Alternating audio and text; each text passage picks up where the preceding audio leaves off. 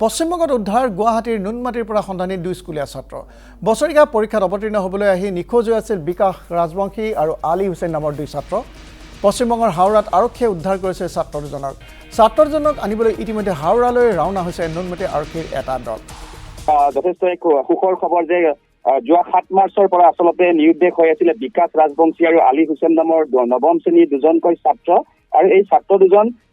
পৰীক্ষা দিবলৈ আহিছিলে বছৰীয়া পৰীক্ষা নুনমাটি হাই স্কুলত তেওঁলোকে বছৰীয়া পৰীক্ষাত অৱতীৰ্ণ হ'বলৈ আহিছিলে আৰু তাৰ পৰৱৰ্তী সময়ৰ পৰা তেওঁলোকে সন্ধানী হৈ আছিলে দুয়োটা পৰিয়ালৰ মাজত যথেষ্ট হাহাকাৰ সৃষ্টি হৈছিলে যেহেতু নৱম শ্ৰেণীৰ ছাত্ৰ আছিলে দুইজন ছাত্ৰ একমাত্ৰকৈ সন্তান আছিলে দুয়োটা পৰিয়ালৰে যথেষ্ট এক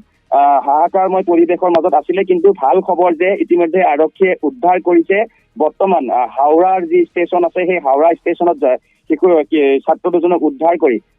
পশ্চিমবংগ আৰক্ষীয়ে নিজৰ জিম্মাত ৰাখিছে ছাত্ৰ দুজনক আৰু ইতিমধ্যে গুৱাহাটীৰ যি নুনমাটি আৰক্ষী আছে নুনমাটিৰ আৰক্ষীৰ এটা দল ইতিমধ্যে সেই ছাত্ৰ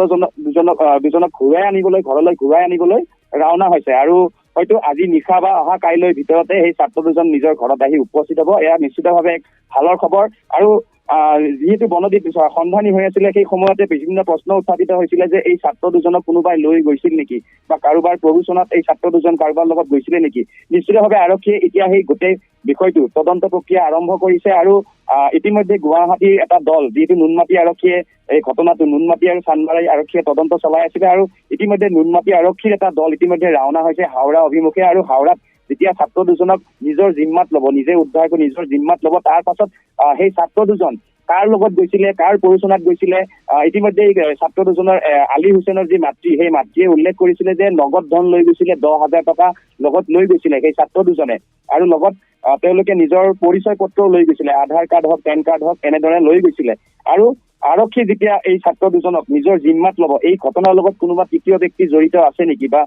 কোন কাৰ প্ৰৰোচনাত এই ছাত্ৰ দুজন সন্ধানী হৈ ঘৰৰ পৰা ওলাই গৈছিলে সেয়া পৰৱৰ্তী সময়ত লক্ষণীয় হ'ব কিন্তু এই মুহূৰ্তত ক'ব পাৰি যে নুনমাটিৰ পৰা যি ছাত্ৰ দুজন নিৰুদ্দেশ হৈ আছিলে বিকাশ ৰাজবংশী আৰু আলী হুছেইন আৰু দুয়োজনকে বৰ্তমান আৰক্ষীয়ে নিজৰ জিম্মাত লৈছে আৰক্ষীয়ে যি উদ্ধাৰ কৰিছে হাওৰাত পশ্চিমবংগৰ হাওৰা ষ্টেচনত উদ্ধাৰ কৰিছে আৰু আৰক্ষীয়ে যিহেতু সেই সময়তেই সমগ্ৰ যি আৰক্ষীয়ে নিজৰ যি ছাত্ৰ দুজনৰ সন্ধানহীনৰ পাছতেই ফটো প্ৰকাশ কৰিছিলে প্ৰত্যেকখন থানালৈ ফটো প্ৰেৰণ কৰিছিলে আৰু সেই ফটোৰ ভিত্তিতেই দুইজন ছাত্ৰক আৰক্ষীয়ে উদ্ধাৰ কৰিবলৈ পশ্চিমবংগ আৰক্ষীয়ে উদ্ধাৰ কৰিবলৈ সক্ষম হৈছে আৰু গুৱাহাটীৰ পৰা নুনমাটি আৰক্ষীয়ে ইতিমধ্যে সেই ছাত্ৰ দুজনক ঘূৰাই আনিবলৈ ইতিমধ্যে ৰাওনা হৈছে আৰু হয়তো আজি নিশা বা পুৱাৰ ভাগত সেই ছাত্ৰ দুজন নিজৰ ঘৰত আহি উপস্থিত হ'ব